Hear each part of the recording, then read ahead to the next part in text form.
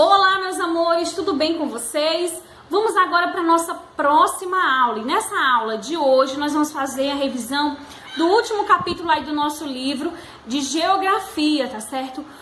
O capítulo 4, que traz o poder público municipal e sociedade.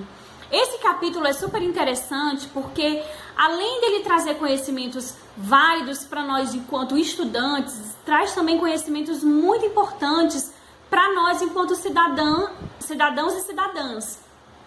Ele vai falar um pouco sobre a organização política da nossa cidade, dos nossos municípios, do nosso estado e do nosso país em geral, tá certo? Então, já na abertura do capítulo, a gente pode observar aí que ele traz uma imagem, né? Um desenho e uma imagem real de uma mão. Vocês estão vendo essa mão segurando um documento. Vocês sabem que documento é esse? Observa bem a imagem dessa mão segurando esse documento. Esse documento você pode tirar a partir dos 16 anos de idade, tá certo? É o título de eleitor. A partir dos 16 anos de idade, você pode tirar o seu título de eleitor e já participar dos processos eleitorais para eleger prefeitos, vereadores, governadores, senadores, deputados, presidente da República, tá certo? Isso é a partir dos 16 anos. Não é obrigatório a partir dos 16. A partir dos 16, a pessoa escolhe se ela quiser participar dessas eleições, né? Das eleições, ela pode participar, mas não é obrigatório. O obrigatório é a partir dos 18 anos, tá certo? E aí ela vai utilizar esse documento para ir votar, para escolher os seus representantes, né? Logo aí embaixo, nós podemos ver o desenho de uma urna eletrônica. A urna eletrônica é o sistema de votos, né? É o sistema de votação que a gente utiliza aqui no Brasil, né? Então, essa máquina que as pessoas vão lá, né? Nenhum de vocês exerceu ainda esse direito, né? Porque ainda não tem a idade para isso. A partir dos 16 anos, quem quiser vai poder fazer. Mas hoje em dia, não sei se quando vocês tiverem 16 anos ainda estaremos usando esse mesmo sistema. Mas hoje em dia a gente usa essa máquina, né? Quando a mamãe e o papai vão votar, não sei se vocês já acompanharam alguma vez, eles entram lá na cabine, né? Uma cabine fechada. Tem lá tipo um papelãozinho lá, né? Cobrindo a parte da urna onde a pessoa vai votar. E lá ela entra, nessa partezinha vai para trás desse papelão lá onde tem cobrindo a urna, né? E digita aí os números do candidato que ela escolheu para representá-lo.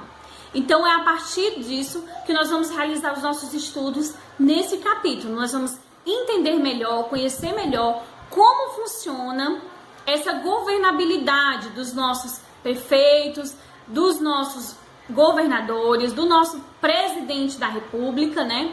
Como é feito essas organizações, quais são os direitos e deveres do cidadão, quais são aí os tributos que o cidadão paga, o que são impostos. Então, dentro desse capítulo, nós vamos conhecer um pouco mais sobre essas estruturas, tá certo?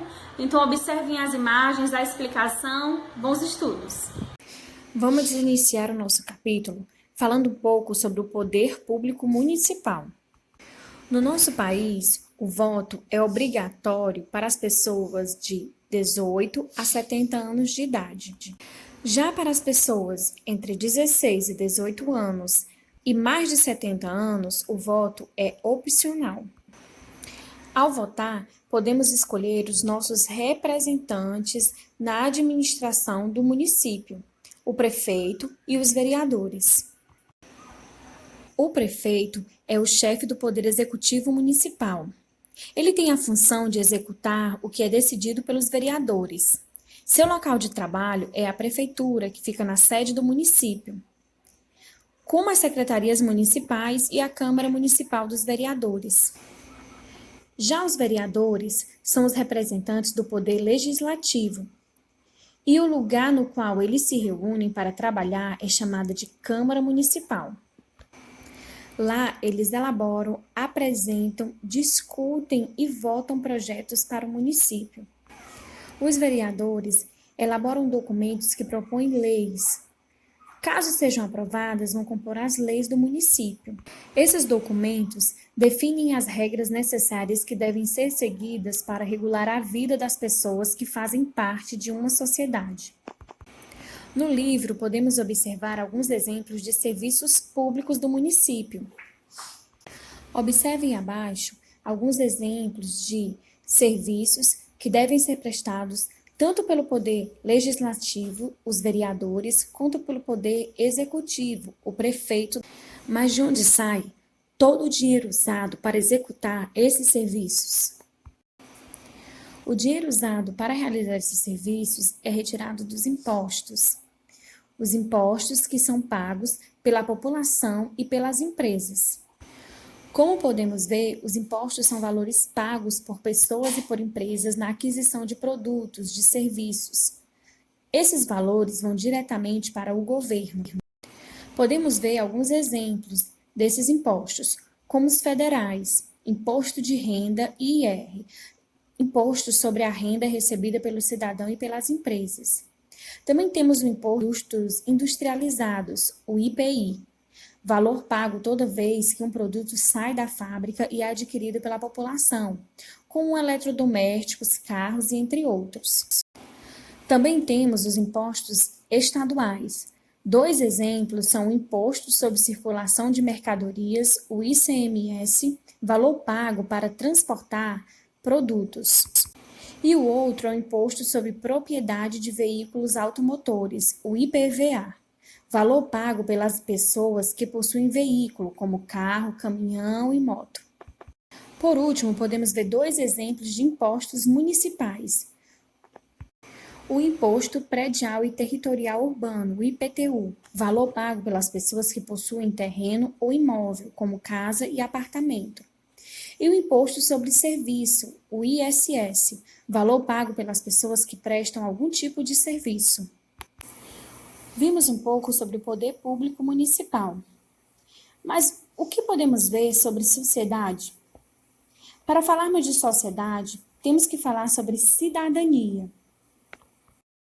Cidadania é saber viver em sociedade.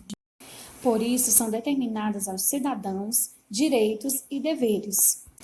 No ícone Para Saber Mais, na página 212, apresenta um texto onde mostra alguns direitos e deveres de um cidadão.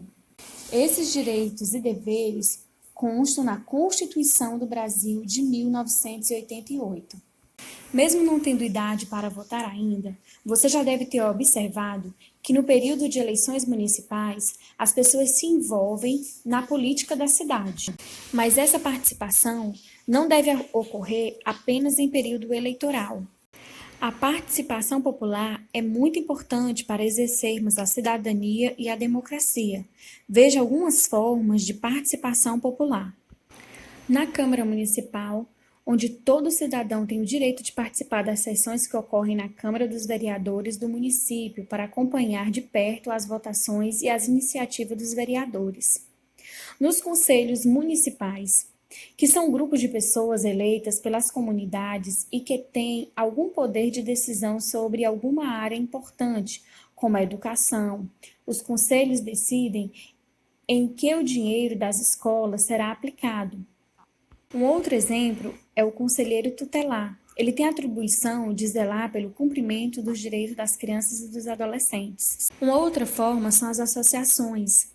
Podemos participar de reuniões realizadas pelas associações de bairros para discutir as necessidades da comunidade, como a locomoção das pessoas, a prestação de serviços de saúde, a oferta de redes de água e esgoto, a educação, a limpeza pública, etc.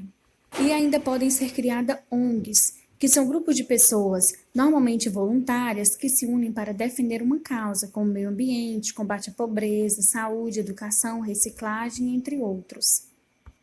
Muitas vezes essas ONGs chegam a lugares em que a atuação do município quase não está presente. Na página 213, o livro nos oferece um RA. Nesta realidade aumentada, os alunos poderão fazer a fixação das funções dos prefeitos, vereadores e da população. Então, vocês vão poder jogar esse joguinho educacional fazendo a associação da função de cada um dos representantes do povo, os prefeitos e os vereadores, como também a participação da população. Muito bem, gente, eu espero que tenha tirado todas as dúvidas de vocês sobre esse capítulo através desse estudo um pouco mais reforçado, detalhado sobre cada um desses temas que o capítulo aborda. Eu espero que vocês tenham aprendido um pouco mais, tenham compreendido, né? Logo aqui no decorrer do vídeo eu vou deixar a atividade de vocês para realizarem aí no caderno. Quando terminar de realizar, tira uma foto aí legível, tá, gente? Com a letrinha bonitinha. Tentem fazer essa escrita de vocês, que quando tirar a foto, dê para enxergar o que está escrito, tá bom? Então é isso aí, um beijão, até a nossa próxima aula, fiquem com Deus. Tchau!